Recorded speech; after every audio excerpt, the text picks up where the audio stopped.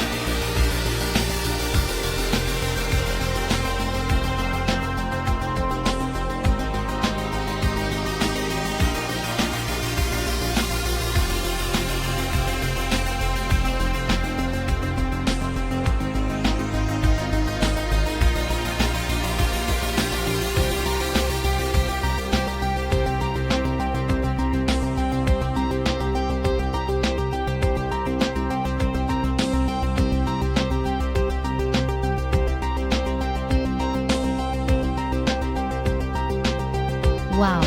I now see why Carrie loves them so much. Me too. As soon as we leave school today, I will buy a copy of their newest album. I never get tired of seeing what they do.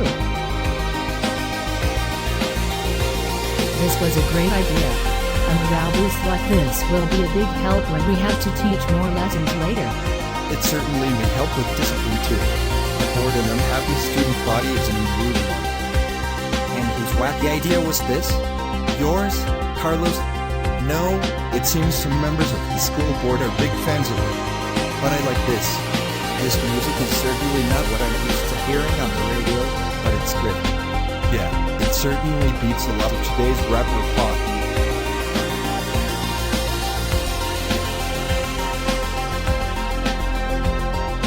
I wonder if I should take up playing an instrument so I could join this band. Look at how powerful they are and how much fun they are having. I think all children should get into music. That's one of the reasons that band exists, to show others what is possible.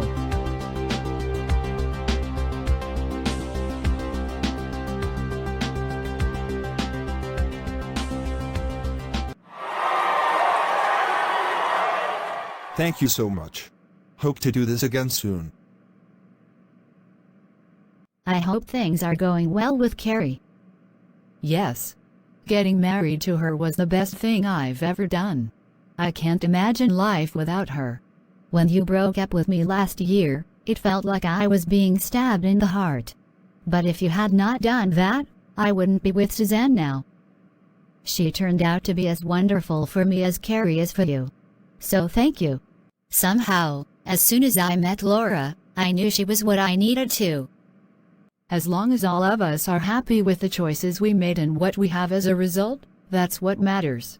Speaking of choices, Do you regret standing up to that sexist bully who beat you almost to death just before summer started? Imagine if he had used a gun on you instead of a baseball bat. I consider it an occupational hazard. It's always worse when abuse is left unchecked.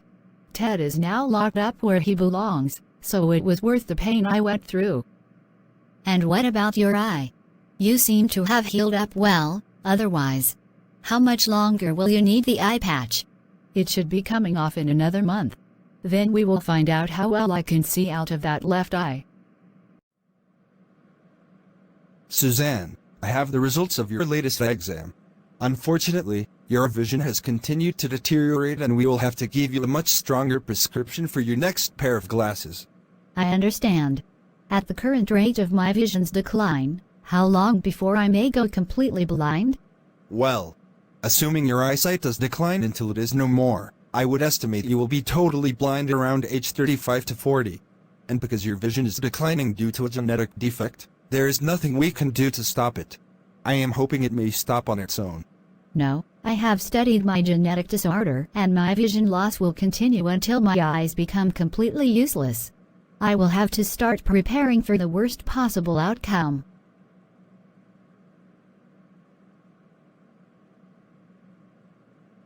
How do I look, Mother? So they completely replaced your glasses? Well, at least they look cute on you. Thanks. I need to start learning how to read Braille, but books written in that style don't seem to be common.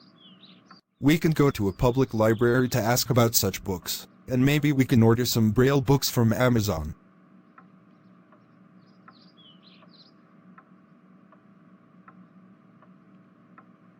Carrie, it seems all your other injuries that you suffered back in May have completely healed up.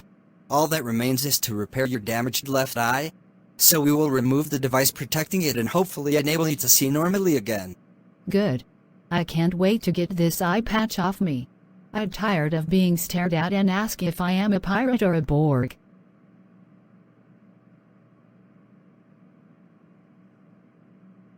Dr. Drake, you did it. I can finally see with both of my own eyes again. Thank you. I'm just glad your eye could be completely repaired. You are lucky. I feared you might never see out of that again. I will certainly never take having normal vision for granted again.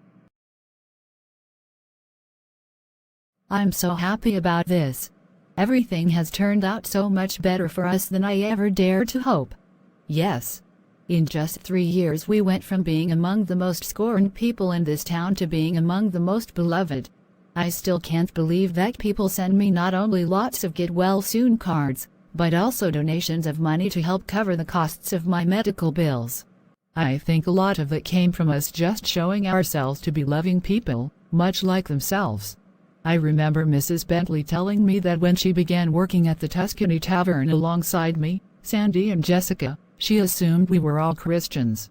When she later learned we were all atheists, she said that was when it dawned on her that she had been misled about what atheists were like. If you don't believe in God, Lucy, what is the basis for your moral values? What motivates you to do good for others? Empathy. I look at another human being and see someone like myself. I don't need to fear being damned to hell or rewarded by going to heaven to know that when I see someone else suffering, I want to help them, or oppose evil done by harmful people.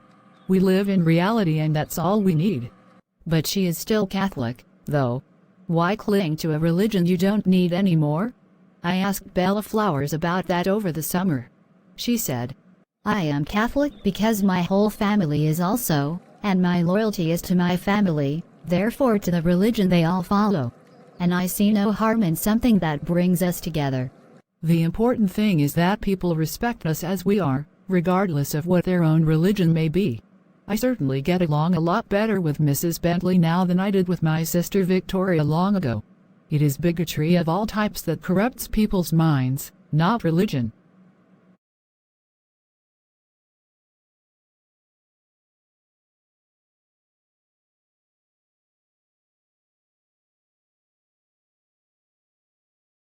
Mrs. Sims, I have good news and bad news for you. Let's hear it. My longtime boyfriend, Charles, has accepted my marriage proposal. Congratulations. But that means I will have to quit working here to move to Dallas to live with Charles. So this will be my last week here. I wish you well, Michael. And I already have a possible replacement for you. Can you spend your last few days training her? Sure. When will she be here? Speak of the devil. I'm here to begin my training now. Jonathan and Tara, thanks for coming. Are you as excited as I am? Indeed. This may well be the happiest day of my life. For me, not so much. I sent a letter to my parents asking if they would meet me and Jonathan here. They did not reply. I guess I am no longer their daughter, as far as they are concerned. I was also rejected by my own family, so you should do what I did. Start a more loving family of your own. Inspired by your and Debbie's example, Eric and I have decided to get married as soon as we are both 18. That will be next year. So at what point did you decide he was the one for you? When he fought to stop his uncle from raping me. That proved he was loyal to me and therefore I would always be loyal to him. He and I complete each other. Welcome, Dale husband. Thanks for coming. I am glad to be here. These days, I relish an excuse to get out of Fort Worth for a weekend. Jack Watson, what are you doing here? You'd better not be drug dealing in this town. If you are, I will have to do my legal duty and arrest you. Relax. I have given up that practice and only do legal work now. I am still lobbying to have drugs decriminalized, though. This is my boss, Steve Miller. Jack and I are here to meet with Sandy Smith. Have you seen her? Not yet. The party inside doesn't start for another 30 minutes. Let me call her. Mrs. Smith, Steve Miller and Jack Watson are outside the restaurant and they say they want to see you. Should I let them in? Yes, I am expecting them. I will be arriving soon. Welcome, Mrs. Hudson. It is great to see you and your family again. Well, some of them. Where are your husband Daniel and your son Matthew? They both had other important matters to deal with, so they stayed in Los Angeles. We can still play for you, though. We just had to change the lineup of the band and can only play a limited number of songs. So you are a musician too? You never played before? No, but I decided to help the Hudson family anyway, so Daniel the scientist taught me how to play bass. It's really easy. Mostly you just have to stand at the back and pluck one or two strings repeatedly. Together, the bass and the drums form the rhythm section of the band. Drums can also be easy to learn, which is why I started drumming when I was a baby. I'm glad your eyesight was completely restored. As for me, I hope in another decade or so surgical techniques will advance enough to undo the deterioration of my own vision. Why are you losing your vision, Suzanne? Because of a genetic defect I was born with. The connective tissue in my eyeballs is slowly breaking down, making my corneas, lenses, and retinas increasingly useless. Eventually, my natural eyes may have to be removed completely once they start to collapse. I was adopted, and I found out my own birth mother has the same condition I do, and she just had her eyes removed and now requires full-time care. Hey, sweetie.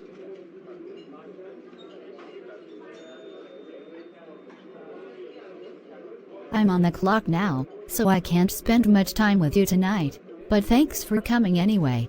Hey, I wouldn't miss this for the world. Is everything going well? Yes. At least no disasters yet. Mrs. Bentley is busy in the kitchen making lots of pizzas. We will bring them all out soon. All right. Attention all party goers. If you can hear me, raise one of your hands like this. All food and drinks will be on the house, but the offerings will be limited to pizzas and no alcohol will be served tonight. No alcohol, even if I'm willing to pay for it. It's her business, Jack, so she can make the rules as she pleases. It was my daughter and Carrie's idea. They were intending to ban alcohol from their wedding reception even before they got married, so I am honoring their request now. I understand. I just finished selling off most of my properties in and around Tulsa, and now the only property I have left is the nightclub Jack and I run. the one rich had before me. It is the most profitable of all the business establishments I've ever owned. Carrie, I'd like to offer you and your wife a wedding gift. This is a check for $1 million. Why? To help pay for your remaining medical expenses. Or if that's not an issue now, use it to buy a new home for you and your wife. Or use it to pay for a college education. Thank you, sir. Attention all partygoers. It's time to rock. We will now play our most recent hit, Comet Halley, a song that was originally put out by the European composer known as Stirling.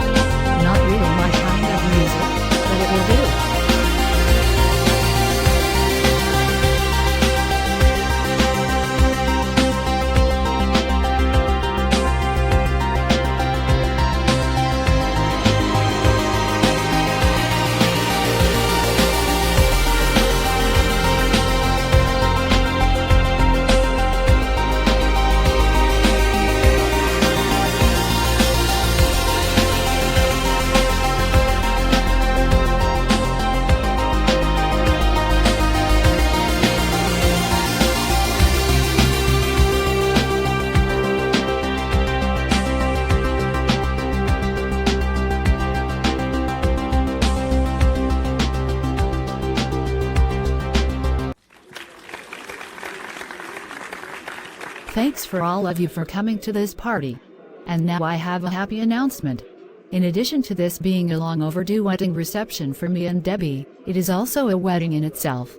For my Uncle Jonathan and his love partner, Tara Conlon, who is also one of my best friends. Reverend Denton, will you do the honors? Of course. Jonathan Sims, do you take Tara Conlon to be your lawfully wedded wife, to love and honor for all the days of your life, in health or sickness, in wealth or poverty, forsaking all others, until death parts you? Tara Conlon, do you take Jonathan Sims to be your lawfully wedded husband, to love and honor for all the days of your life, in health or sickness, in wealth or poverty, forsaking all others, until death parts you? I do. Then by the power vested in me by the Unitarian Universalist Association, I now pronounce you partners in marriage. You may now kiss.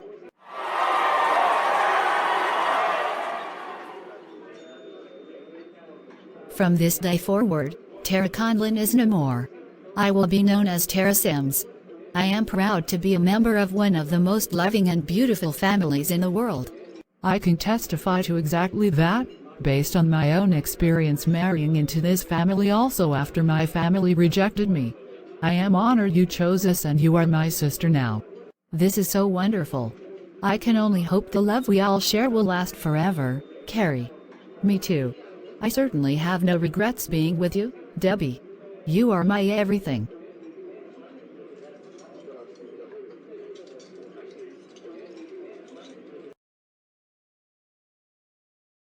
Jonathan and Tara just told me they are coming back here to visit. And Tara is pregnant. That's great.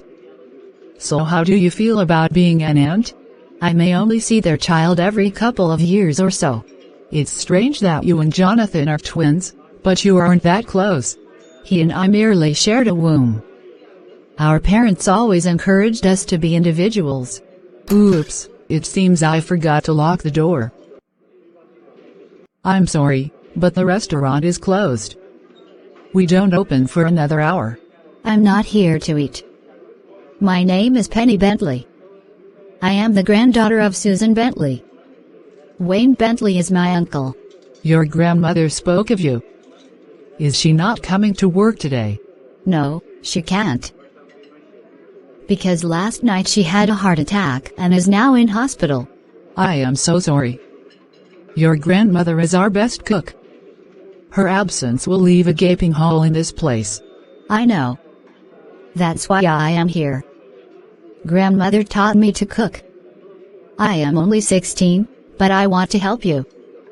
Let me take grandmother's place as a cook here and I will show you what I can do. All right, I will put you to work on a temporary basis and pay you with cash at the end of the day. So how do you like cooking here so far? It's great. I'm only sorry I won't be able to do this long. I have to return to school on Monday.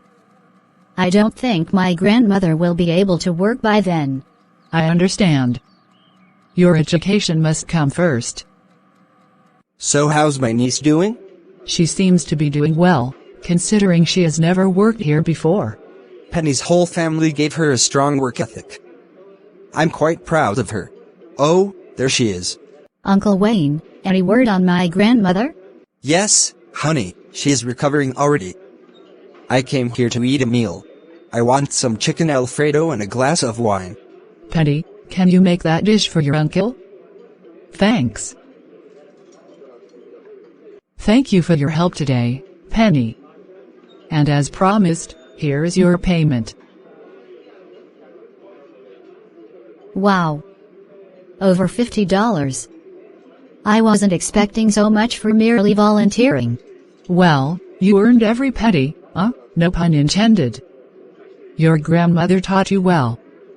When you are older, I would love to have you as a regular employee. Thank you, Mrs. Sims. And good night.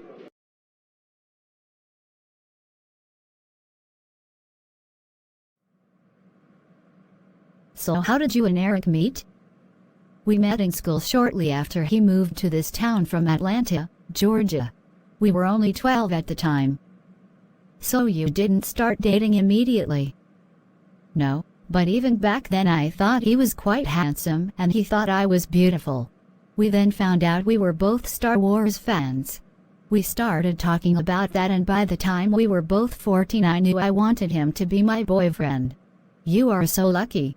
I haven't gotten a boyfriend yet. And I want one. So what's stopping you? You are so beautiful, I'd think you could have any guy you want. Really? Thanks, but I never felt that way. Maybe that's the problem. You need to believe in yourself more. If you believe you are beautiful, others will see you that way too. Like Ted Wilson? I haven't forgotten how he came on to me that day at school. Hey, cutie. Are you looking for a boyfriend? Not with someone like you. I find that red hat of yours disgusting. Why? I'm patriotic. Are you saying you are not? Come on, don't be so stuck up.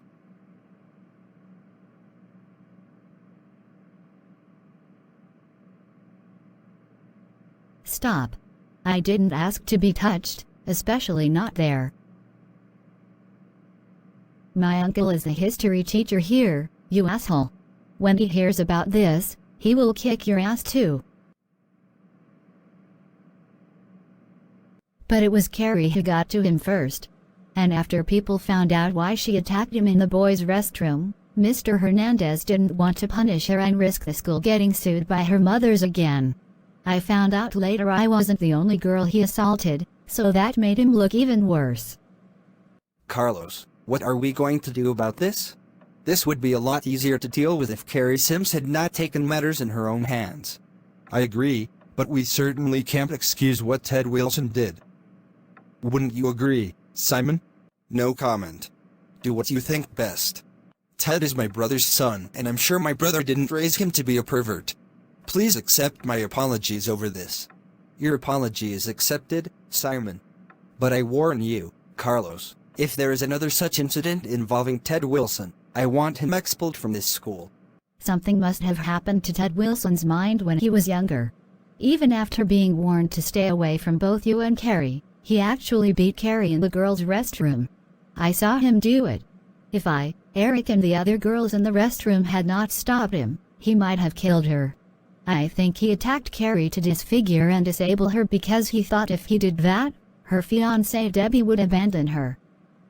Well, I guess that's how a shallow idiot sees relationships, as based on looks and not on true love. Even if Bella was disabled or disfigured like Carrie was, I wouldn't leave her. Eric.